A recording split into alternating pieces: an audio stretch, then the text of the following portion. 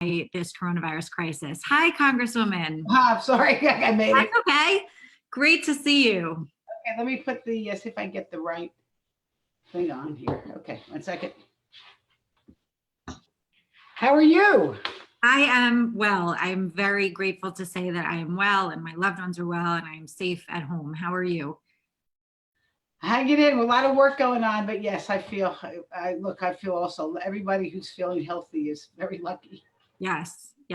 Those of us who have the luxury of working from home, being able to be connected. And obviously it's been a challenging time for the Jewish community with Passover and people not being able to connect with their loved ones to share the holiday. So I definitely want to ask how you have been celebrating, and did you have good seders? Did you enjoy your holiday? Were you able to connect virtually with your loved ones? Yeah, well, I'll say we had mini seders, I had two. One with my son and his wife and my grandson. They were in another part of it where they were in Florida, but in their home. Then I had my mother at my table with me. We live in the same building. Oh, that's nice. My son cooked the whole dinner. He delivered us pot roast, matzo ball soup and pot roast. I love that. And we basically had dinner together on I guess it was FaceTime. Dinner together. And I read my grandson the 4 questions. Oh, that's amazing. How old is he? But he didn't understand a thing. He's only 18 months. Okay. So, and then I did for my girlfriends in Congress. There's 6 of us that are very close. And none of them are Jewish, and none of them had ever been to a Seder before.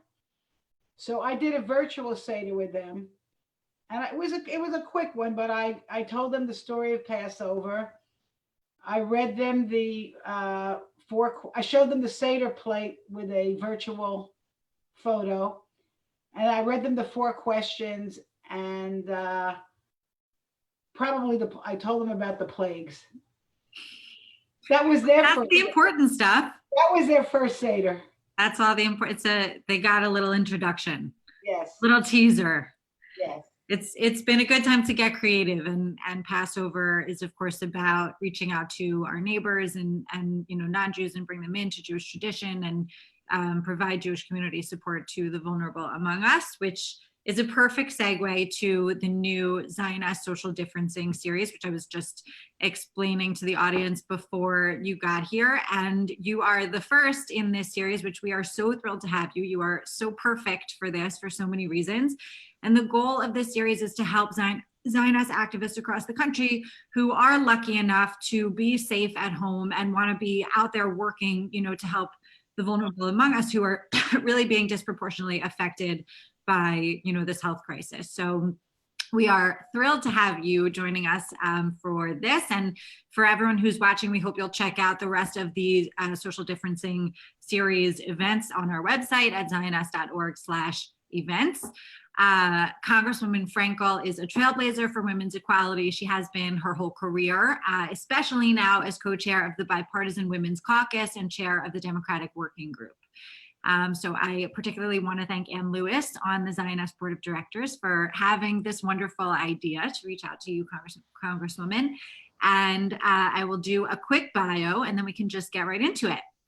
So I want to say, I think I already said this, but for people who are watching, you can put questions in the Q&A box on the Zoom or on the Facebook Live feed, and we will be checking them and we'll try to get to as many questions as we can. If you are watching on Facebook, please feel free to host a watch party. There's a little thing you can toggle on the Facebook live stream so that you can host a watch party on your page, and your friends and family on Facebook can join us and ask questions, learn about Zionist and also Congresswoman Frankel's leadership on so many issues affecting women on the federal level. So it gives me great pleasure to introduce Congresswoman Lois Frankel. She is a representative from Florida's 21st District, a member of the House Appropriations Committee, co-chair of the Democratic Women's Caucus. Representative Frankel has long been a champion of women's issues. She's a sponsor of Not My Boss's Business Act. I love the name of that. And co-introduced the Women's Health Protection Act, both of which, if enacted, would remove burdens placed on women seeking reproductive care. Representative Frankel also supports the women's economic agenda, which aims to empower women and address affordable childcare, equal pay, and the work-family balance. Before Congress, she was the first woman to serve as the Democratic minority leader in the Florida state legislature, and was mayor of West Palm Beach. So thank Okay, that's enough. we could go on and on, but let's get to the questions. Okay. And listen, thank you. And listen, I'm going to alternate between sitting and standing because I have it hurts me to sit all day. So that's why I'll be moving around a lot. However you're comfortable. We're so happy to see you. Okay. And love that you have a smile on your face, by the way. It's a tough time. So I love, to see this big smile you have. So let's start with the obvious. My introduction, I do have a beautiful son who you can actually see the photo behind me. He was in the Marines. He served in Iraq and Afghanistan. He's fine. And he's given me a gorgeous, beautiful grandson. Mazel tov. The best. The best. That's what my mother would say, at least. I have not given her one, but my sister has, thank God. So let's start with questions about these abortion bans that certain states have tried to enforce in light of coronavirus. Texas, Mississippi, Alabama, Oklahoma, Ohio. I know you are following these issues. So I thought it would be great if you could give just sort of a high-level overview in terms of the developments there and whether you think there's any sort of federal response that we should be expecting, whether you think this is just going to stay within the states. I think the Supreme Court is not getting involved because the appeals courts have basically said that these bans would not be enforced. But give us your thoughts on this. So first again, thank you for having me. Hello, everybody out there. I spent some time yesterday talking with the president of National Organization of Women, and also with her lawyer, their lawyer, Marcia Cohn, who has been very active with amicus briefs on these issues. And I'll start with Texas, or I can really start with Alabama. I'll start with Texas. What the governor did was to issue when they did their stay-at-home order or whatever, or declaration, he basically said that abortion is not an essential service and therefore banned abortions in Texas.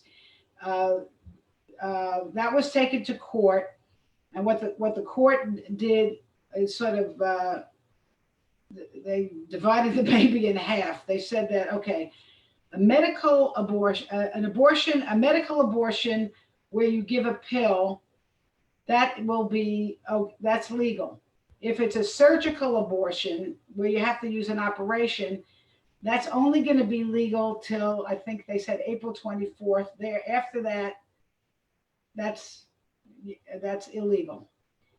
In Alabama, which you probably know, earlier this year, I think it was earlier this year or late last year, banned abortions altogether. That was taken to court. So there's an injunction there. I mean, so you can still get an abortion. However, the head of the health department in Alabama issued a similar kind of ban saying you can't get an abortion is not an essential medical procedure.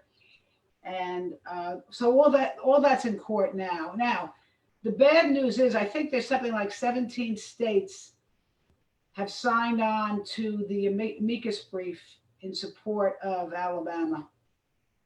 So this is all going to play out in the courts, and whether or not there's any really, there's hardly anything that we can do in Congress. I mean, there is a bill which you mentioned, which is a Women's Health Protection Act, which Judy Chu and myself and some others have sponsored, and I think it's Blumenthal in the Senate.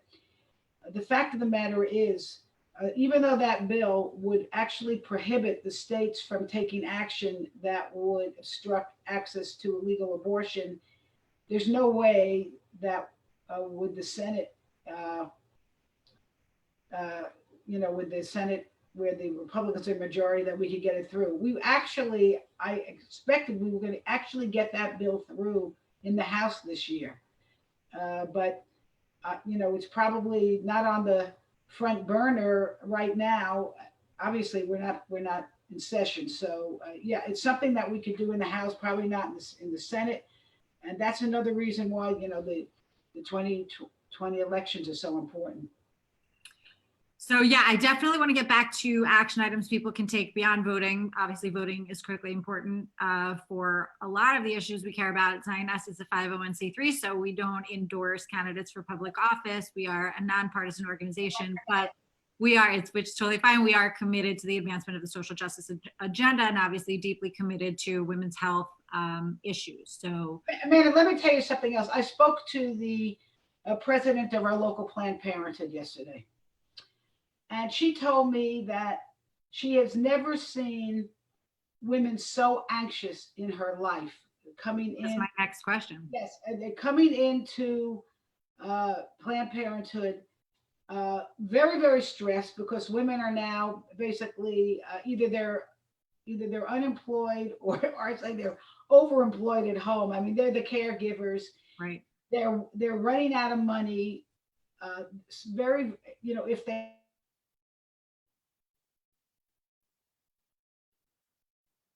I think we just lost hold on, sorry. Somehow you just got muted. I undid that. Okay, you're right. How did I get that? Let me try. I have no idea, but you were saying they're overemployed working. Oh, you just unmuted me. Okay, I don't know how I got muted. Maybe my papers hit something. Okay, anyway, let me stand back up again. So yeah, they're worried about not only losing their job, you lose your job, you lose your health insurance, and COBRA is very can get to be very expensive. Here in Florida, I think we're one of not a lot of states that didn't do Medicaid expansion for the ACA. So it's a very scary time for women. Obviously, with Planned Parenthood, they try to take care of everybody so that, even if someone doesn't have money, obviously they've had their money cut off by the federal government, Planned Parenthood. So they are, relying a lot on charitable donations and other kinds of grants. So you've hit on a lot of the points that I wanted to make. One of them was health insurance being tied to employment. And I think in this moment, we are seeing more than ever how problematic that is. People are losing jobs. I think now the unemployment rate is, I saw there was another 5 million, I think, unemployment applications. So I think we're almost at 20 million, which I also think was around where we were in the Great Depression, 20 million people on unemployment. So that amount of people in America, I mean, it's overwhelming to even think about all of those people not only not having jobs, but not having health insurance at a time where we are all vulnerable to illness. Do you think that this moment will start a new conversation, a bipartisan conversation about health insurance? Obviously, this is something that came up a lot in the Democratic primary, but do you think coronavirus, not to say it's an opportunity, obviously it's a horrific reality that we're living in and that so many people are living in, but do you think it will give us a new way to have a conversation about healthcare in this country? Well, I do think for millions of Americans who've lost their jobs, lost their health care, the idea of whether it's a Medicare for all or some type of universal system, at least where everybody has access to health care, becomes more and more attractive. The Affordable Care Act, really has been, it went from being unpopular when it started to being very popular now. And so I think obviously Americans having conversations, and look, even the Trump administration, which was against and still trying to overturn the Affordable Care Act in court, is now saying anybody who has coronavirus gets treated for free. So, well, they get tested for free. Well, they get tested for free. They now saying they're going to cover them for treatment. Yeah. Oh, I hadn't heard that, but that's a good. But I want to go back to your initial, to your question about women and the workplace. It's almost a double whammy, because I'm going to tell you some statistics that I thought were interesting. it was a survey conducted by Lean In, and it just said that the 1/3 of the women they surveyed reported being laid off, furloughed, or receiving a pay cut because of the coronavirus outbreak. 2/3 of the women said if they lost their personal income, they wouldn't be able to pay for basic necessities for more than 3 months. And the women make up the majority of workers in industries that are facing the devastating layoffs. So, for example, 2/3 of the tip restaurant workers are women, right? Women. That's just one example. Now, while that's happening, now remember, women were making much less than men in the first place, and now they're not making anything. But when they go on unemployment, keep in mind that unemployment in most states are based upon what your earnings were, and it's usually less than what you were earning. Now, the good news is that the federal government we are going to supplement everyone's unemployment paycheck by $600 a week for 16 weeks. So that will be helpful for some. But there's another side to this, because not only are the women in the majority in jobs that are being laid off, the fact of the matter is women are in the majority in the front line. They're the nurses. They're the home health care workers. They are the ones who are checking you out in the grocery store. So, and women are usually, if they're home, they're the ones that are who are homeschooling the children, who are still doing the cooking, the cleaning.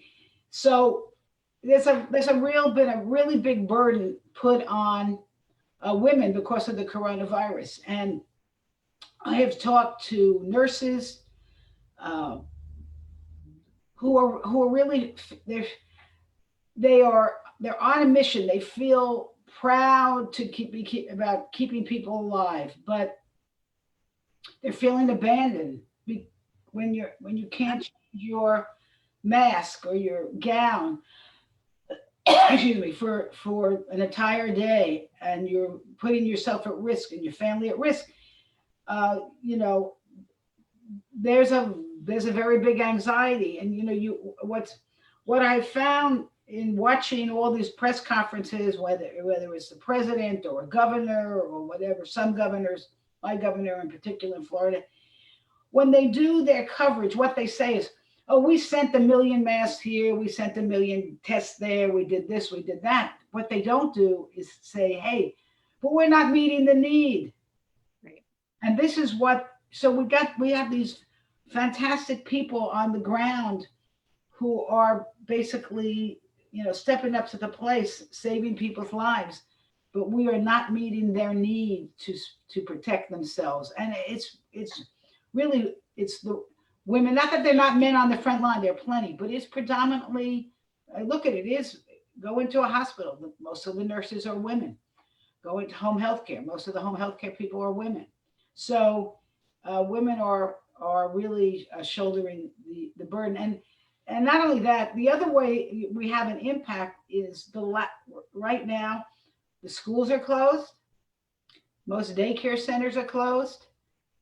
And there really is not a lot of alternative care available. So we do have sort of a limited family and medical leave provision that we put into our first comprehensive package that we passed in a bipartisan manner. Probably maybe that was about 2 months ago or a month ago. It was while we were still in session. That does allow some medical and family leave, but it's only for certain people. And work for employers who have less than 500 people. They're not essential jobs, though. So in those cases, their employer can get a tax credit for paying them. But we try to make it much more comprehensive, but we were unable to get the Senate. The House was unable to get the Senate to go along with that. So that actually is a perfect segue. Just before we started this, I got a notification on my phone that the 350 billion has been used up in the CARES Act. So I'm curious if you think there will be a fourth package. I know there have been conversations already. I know there were conversations that demanded at least 2 billion in election support, and I know that was a sticky issue. I know that's not exactly the topic of this, but it feels like in a fourth package there's going to be a lot to fight over. So, especially in terms of protecting women, the issues that you were just talking about, do you think that there could be any movement? Do you think the House will be able to move the Senate on some of the issues that you couldn't do it on in the CARES package? All right, so don't let me forget, but the other issue I want to talk to you about is domestic violence. But don't worry, we'll get there.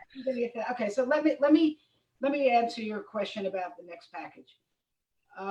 The payroll protection program has just been. I mean, talking about something flying off the shelf. I think it's almost more popular as toilet paper today, and unfortunately. But it can't buy people toilet paper, even if they got a grant or a loan, they won't even be able to buy toilet paper with it. So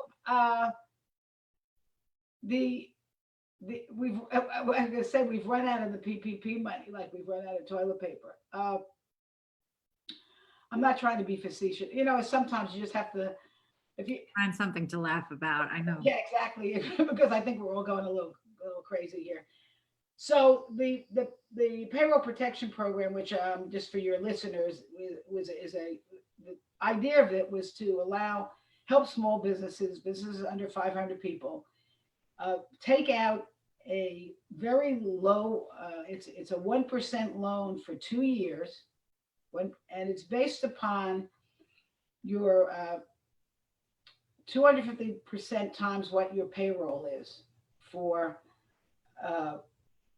I guess it's for a month, something like that. It's calculated based on payroll from the previous year, January to December 2020. Exactly, right, from the previous year. So anyway, I would probably need a calculator to figure it out. But the fact of the matter is this: the purpose of it was not to necessarily capitalize businesses in order to have them keep running or open up, because most of the idea was a lot of businesses are going to be closing, or they're going to be reducing their output because of the coronavirus.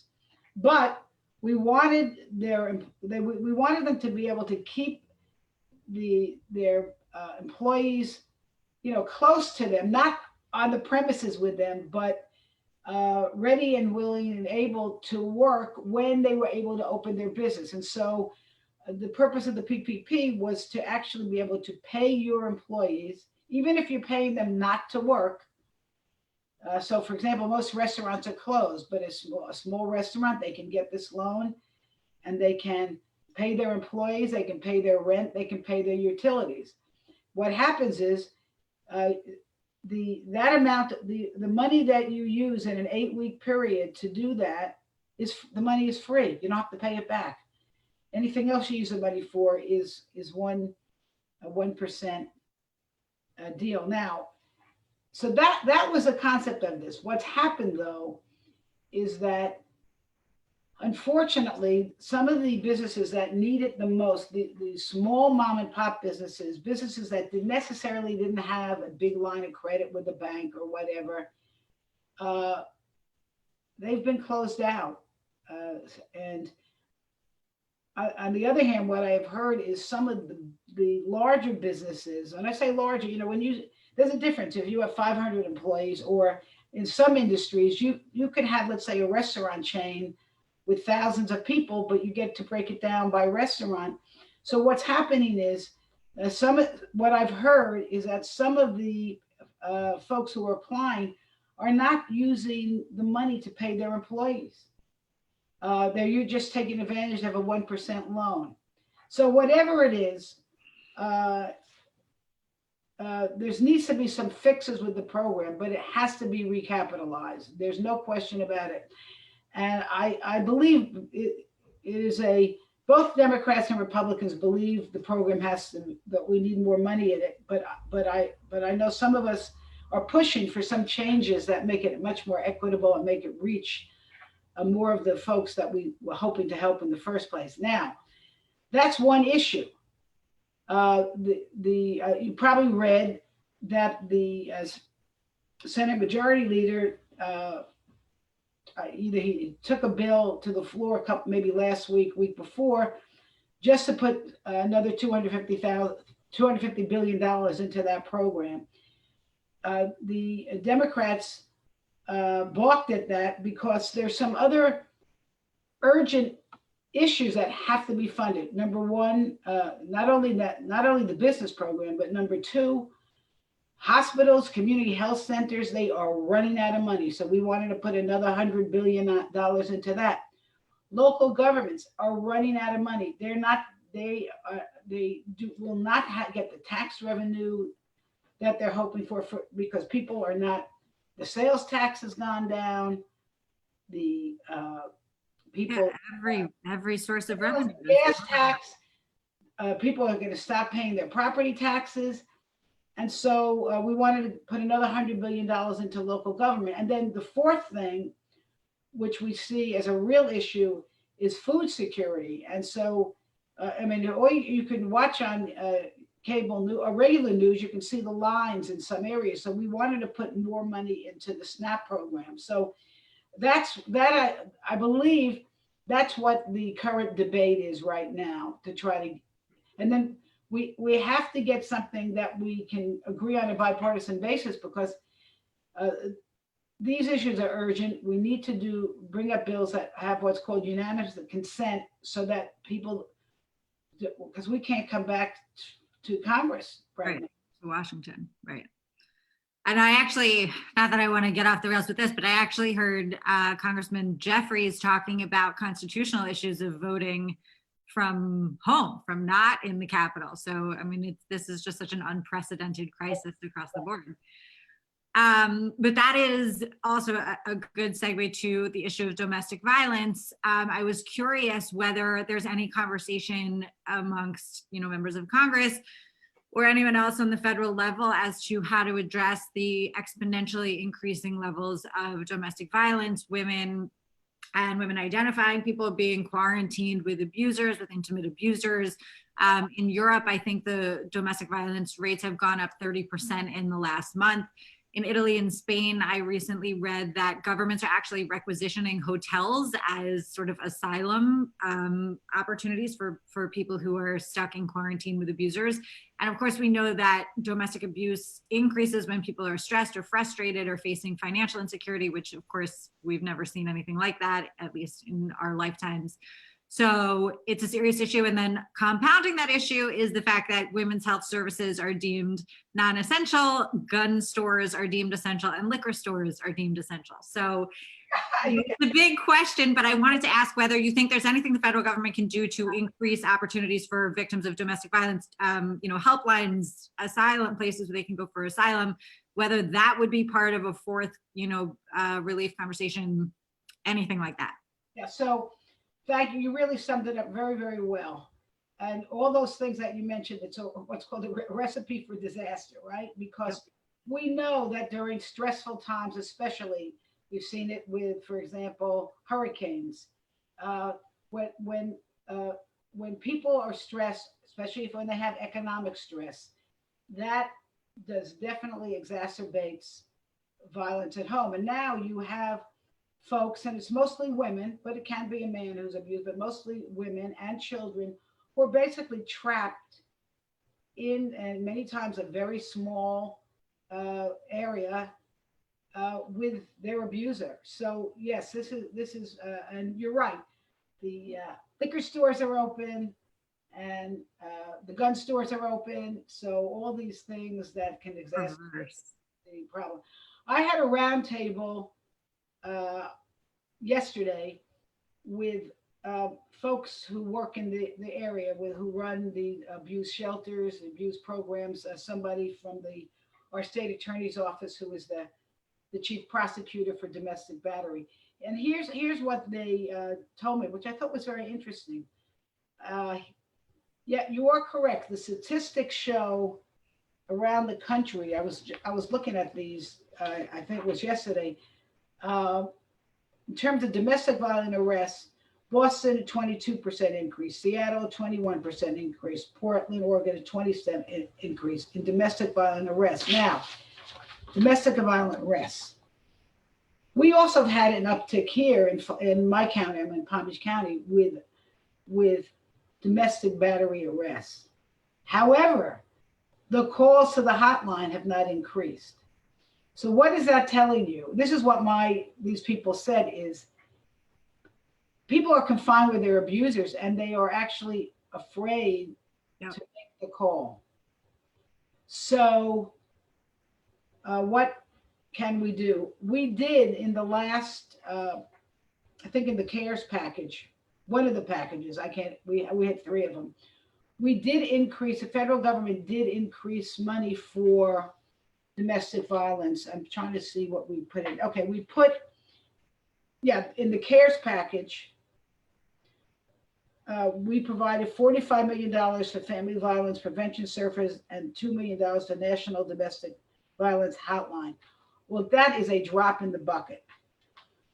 Myself and others, we have written a letter to our leadership asking for another $100 million for the Violence Against Women Act sexual assault program, an increase of $55 million to the different programs. I won't go through it all, but we've asked for literally hundreds and hundreds of millions more to be put in to the next package that would flow back to the different programs in the states. Oh, so that was my question. So if those requests do end up getting funded in a fourth potential relief bill, what specific programs exist, and for people who are watching who may know someone who is facing abuse, who may have some sort of feeling that someone they know and love is facing abuse, who's stuck at home, quarantined with an abuser, what can people do to help those they love, who are in a dangerous situation? So what I would say is, look, I think and it may be a little different. There is a national crisis line, but most jurisdictions do have their own crisis lines. So listen, we talked about this at this round table because I asked the same question you did. What should somebody do? So you can, there's usually a way you can text, you can email, you can call, step out of your house. If you have to go to the store, on way to the store, if you're going to pick up something at the pharmacy or even to a takeout or whatever, they should convey to that person that they need help, and someone should call the crisis line. So what I would say is if somebody knows that somebody's being abused or whatever, call your local crisis line, and they can tell you how someone can get help. And again, here in Florida, where I am, the shelters actually have room. It may be different in different parts of the country, but that's something that you just have to explore wherever you're living. Wherever you are.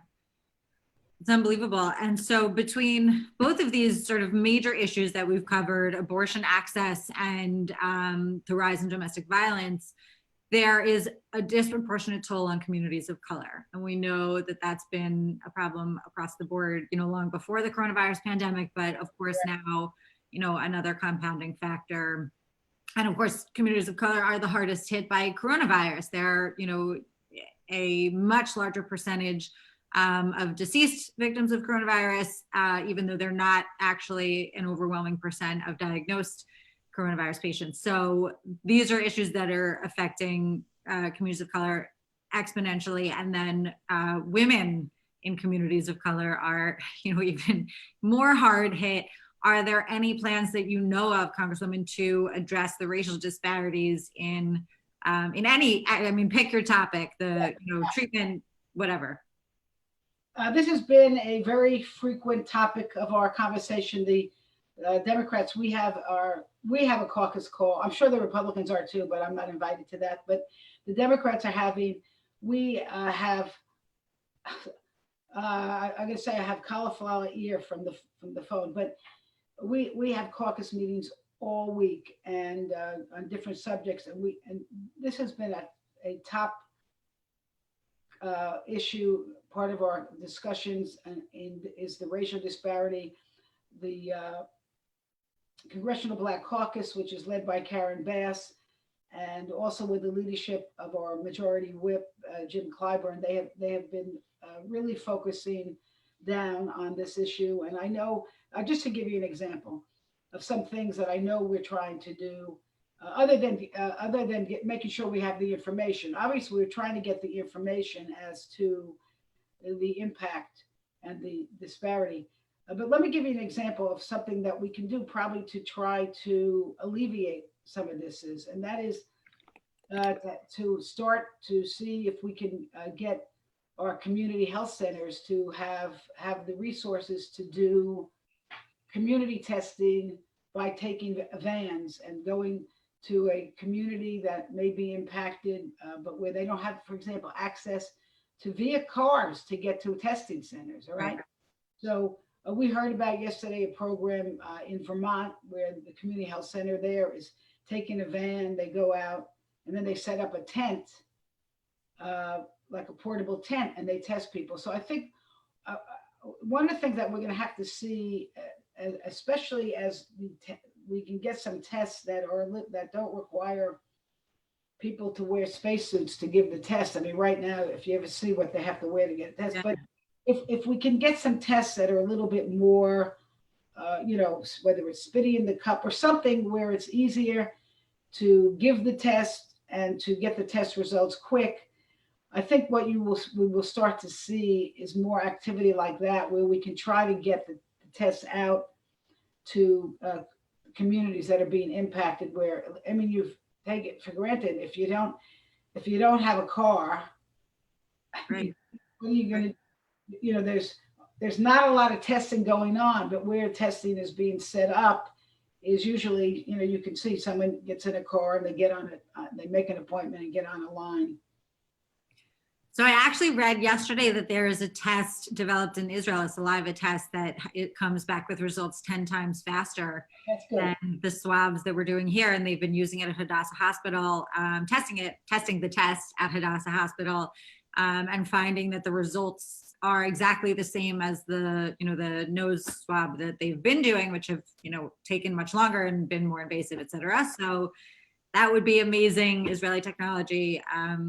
And biotech, always groundbreaking, which is a perfect time to talk to you about being a Zioness and asking you to reflect a little bit on, your work as a leader of the Jewish community, of the women's community, and, for the people who are watching this, Zioness is about empowering people who identify both as unabashedly progressive and unapologetically Zionist. That's our tagline. It's not always easy in social justice spaces to be a proud Zionist. And so, to see leaders like you who, always stand proudly, with your full identity, I would love just for you to reflect briefly on this. Well, I feel like I live by my Jewish values. I mean, just how I was raised, obviously, which is, sort of trying to heal the world, give back. So that's just part of my own faith. And that's really how I've always, lived my life. In terms of my, and so obviously the issues that I've always been drawn to, which is to help, advance women and girls, not only here, but around the world. Protecting women's reproductive rights, for trying to help children who are abused, advancing women's economic agenda, that kind of thing. Also, but I do feel a great responsibility, especially as a member of Congress, to protect the security of Israel. I served on the Foreign Affairs Committee for 8 years, and now I'm on the Appropriations Subcommittee on Foreign Operations, which actually does the primary funding for Israel's security. So I feel like I've been in a position to be an advocate. And as you probably know, so many issues that have come up, unfortunately, this year, with the anti Semitism, with some unfortunate remarks by members of Congress, and the attempt to politicize Israel, which I think is really not a good thing at all, because I really do believe that bipartisanship, especially on the security of Israel, is very important, because we don't want to have it depend upon which party is in power as to whether or not Israel gets the funding that they need from the United States, which is considerable. Yeah, and I unfortunately am very concerned that anti-Semitism will rise across the political spectrum for the same reasons that domestic abuse is rising right now because of the pandemic, because when people are facing economic challenge, when they're facing social and civic challenges, when society starts to break down, we know sort of anti-Semitism can be a barometer of the health of a society. And our society, even before this health crisis, was not a healthy society. I mean, our heightened partisanship and political sensitivities were leading to the politicization of Israel, and I think the politicization of anti-Semitism. Which party is fighting anti-Semitism? Which party has more anti-Semitism? And anti-Semitism exists across the board in every political space, every movement. It may manifest differently. We have to be vigilant in identifying it and understanding it. And Zioness is about to put out some resources on those issues to help people understand what it looks like and how it manifests differently in different times and eras and geographies and political movements.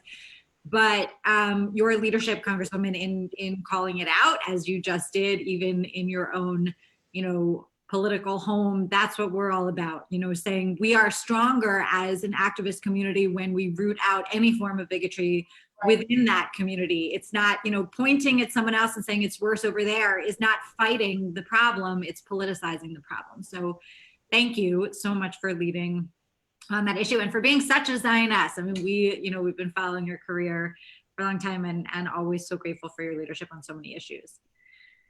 So go ahead. I said, you're welcome, and thank you for what you all do. Thank you. I hope we have many more opportunities to work together.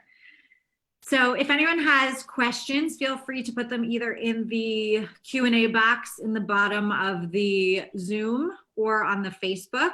And my colleague Leora is checking the Facebook if you're watching the Facebook live stream. And in the meantime, as people think about their questions, I wanted to ask you, Congresswoman, if you have any thoughts on how non-female allies can join this fight for women's equality and women's health in this country. And the reason that I thought about this question is because I have recently, began following a new organization that just launched called Men for Choice, which has amazing videos. I really recommend that people check it out on Facebook and, sign up. They put out really easy resources for non-female allies to learn how to be better allies for, the advancement of the women's agenda. So, given that Congress is made up overwhelmingly of men and white men, how can we make sure that male allies who, want to make sure that these issues are addressed fairly and, with equity for women have the information that they need to push their representatives? Well, let me say that as in terms of the issue on the Israel front, I do think we have bipartisan support for the security of Israel. On all the other issues that us Zionists care about, especially reproductive rights, and even protecting our people who are trying to get into our country, who are fleeing terrible situation, violence and the refugees. There is just a whole different perspective between Democrats and Republicans. I know this is not I don't want to make it partisan because you're a nonprofit, right? So, listen, I think. So I got to take a water break. 1 second. Go, please.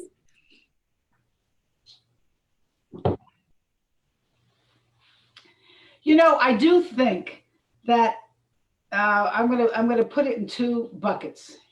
Bucket number one is what can you just do at home to be a good citizen and to advance the Zionist values. All right, let's put it that way.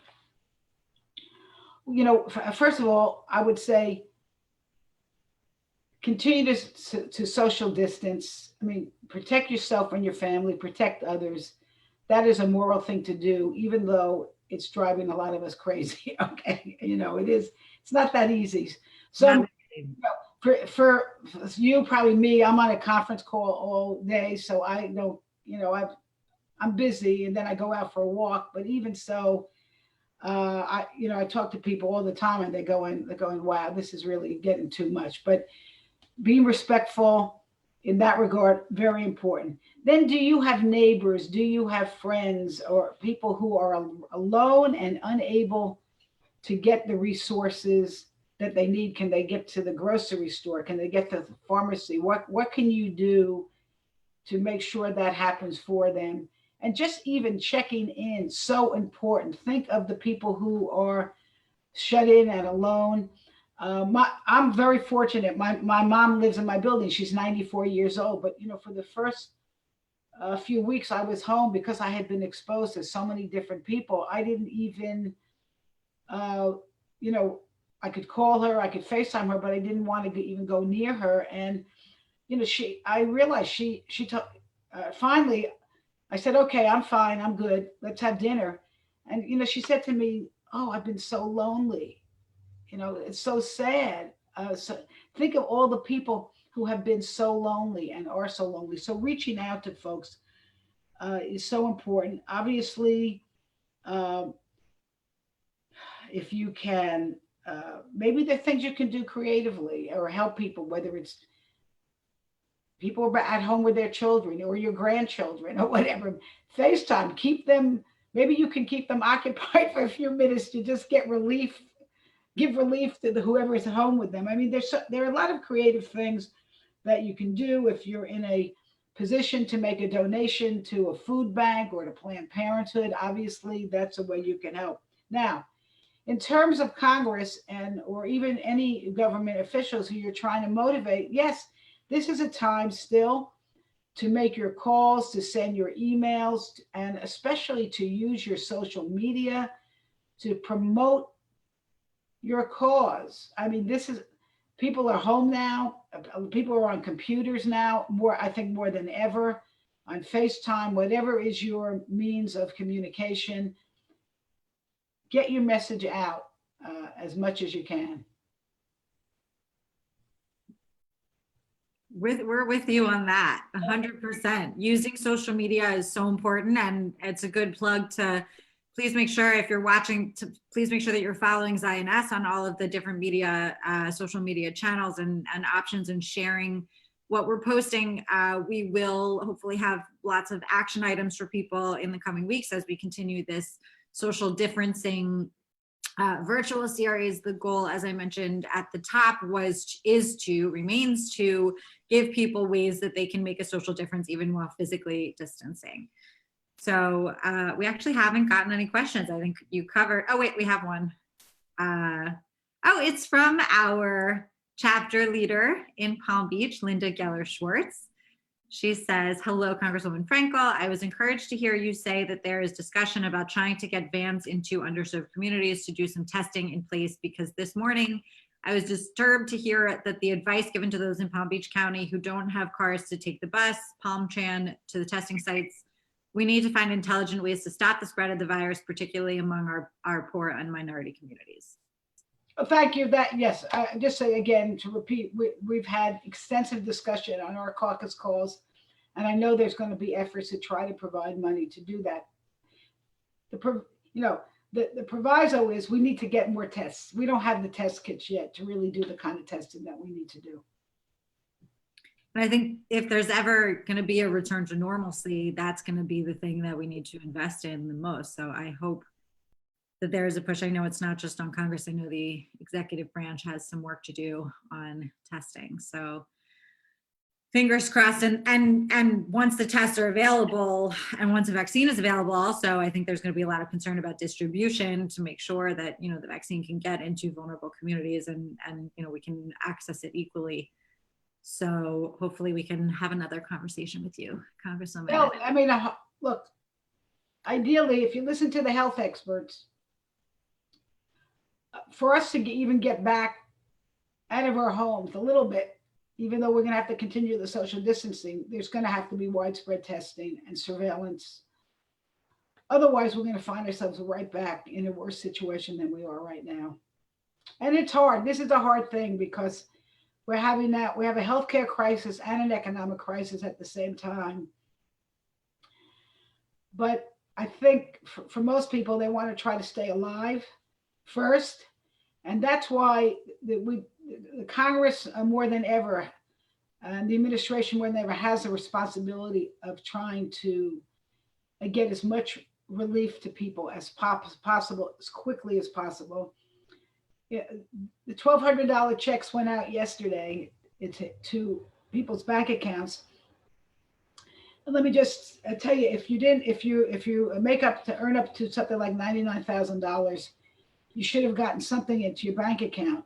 If you didn't, and IRS does not know your bank information, tell your friends and folks that they can go onto the IRS webpage and put in your bank. You can put in your bank information so that you can get some of these relief checks right now. Otherwise, it may take months to get a check in the mail. Yeah, this is not actually the topic, but if you have any thoughts on this, just when you mentioned the surveillance, I agree. I think most people want to live, and most people want to get back to whatever semblance of normalcy we can find, when that's safe. But going to the surveillance issue, we are living in a time with a medical crisis, with an economic crisis, and also with a potential civil liberties crisis. There's so much mistrust of government. Do you worry that, like in Hungary, there's an exploitation. There's always exploitation of crises. So right now, I think we're seeing some pretty worrying signs in terms of civil liberties being, really thrown aside. And sometimes it's pretextual and sometimes it's not. I think in Israel, they're tracking people with, national security infrastructure, tracking people who have come into contact with the virus. I hope that's not to exploit civil liberties, but I definitely would be concerned about that here. So if you have thoughts, I know that's not a women's issue, but. Well, it's an everybody's issue. And you know what? It is, look, this is just a balancing act. It's a balancing act, just like how do we stay healthy, and how do people have money, resources to put food on the table? And how do you let somebody know that they've been exposed without compromising civil liberties? It's all about balancing this and having ethical people who are dealing with this. So, this is a we're dealing with very complicated problems right now. And so the best advice I can say to people is right now, keep yourself socially distanced. And then that's the way you're going to probably stay the safest. And then, we're pushing, I would like, and again, not to make this political, I really hope that the president can step up to the plate and not leave all these issues to the state to compete against themselves for all this protective equipment, for the testing and whatever. We need national leadership. The Congress is providing the money. The money is there, but the president needs to force manufacturers to get us all this stuff that we need. Again, especially for our nurses and doctors that are really on the battlefront. Well, that's quite a note to end on. I guess the takeaway, the action item for people is to think about the issues that are most important to you that we touched upon. Call your representatives, email your representatives, tell them that you want, to see domestic violence issues funded. If there is a fourth relief bill, tell them that you want to see reproductive health organizations funded. I don't know if that's even on the table after what happened with, as you said, Congresswoman, the defunding of Planned Parenthood last year.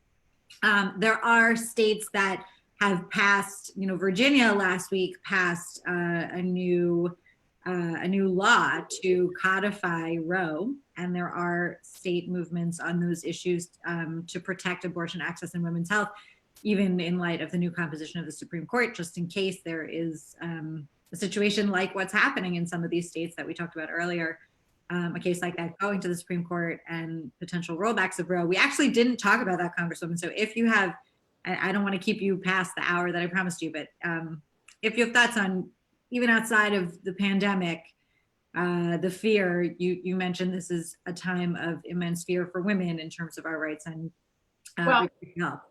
I mean,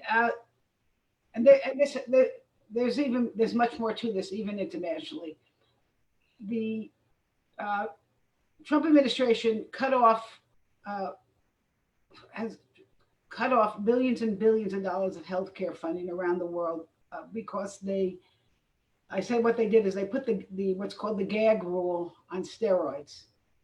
The federal government, we don't pay for abortions. That's a whole another thing that we could talk about. It really does discriminate against very poor women.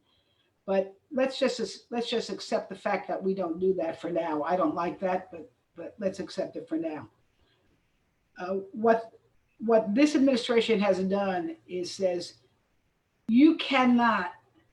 It's not that you can't just not use federal money to pay for an abortion. They don't. Clinics around the world don't do that. You cannot even have, if a woman comes into your clinic in someplace in Africa and she is pregnant and she wants to know what her options are, they cannot say. If they tell her what the options are, they lose their funding. There was just a report put out. I forget, one of my folks who are on the line with me, I don't know if they're on, I have staff on this call, but on this Zoom call, but there was just a report put out that as a result of the gag rule, there are literally millions of women around the world who don't have access to healthcare, and this is going to exacerbate this whole coronavirus pandemic. We haven't even, I don't think we've even started to we're at the tip, I say the tip of the iceberg of what's going to happen, for example, in Africa. Right. So this is and then even now coming back home and talking to the Lillian Tomeo, who is the head of the Planned Parenthood here in Palm Beach County, what she told me is, think about this. Now a woman finds out she's what we say accidentally pregnant. It wasn't purposeful for her to get pregnant, and now she's lost her job. Maybe her husband or her partner's lost his job, and Planned Parenthood, and they're in a state, whether it's going to be Texas or Alabama or whatever, there's no choice there anymore. So what is this going to happen? Women are going to be driven to either illegal, unsafe abortions, or they're going to be forced to bring children into the world when they, in their own, when they feel that they can't handle it. What does that mean? What does that mean for the child or the family and all the abuse that goes along with all that? So, these are such personal decisions that people have to be able to make for themselves. And that is being, not only is it being cut off, or there's a great attempt to using the pandemic as an excuse to keep women from having full choice. The pandemic is exacerbating the stress that why women need to have this choice, and it's a very personal thing. Scary times, really, for women's issues, for vulnerable communities. So much work for us to do, and you are leading the way, Congresswoman. Thank you for everything you do. So many issues that matter to us as Jews, as INSs, And, please stay safe and healthy. And, we look forward to staying in touch with you and finding ways to continue to work together. Thank you. Enjoyed being with you today, everybody. Stay safe. Wash your hands. Wow. Such a Jewish bubby. Okay, take care. Be safe. Good to be with you, Amanda. You too.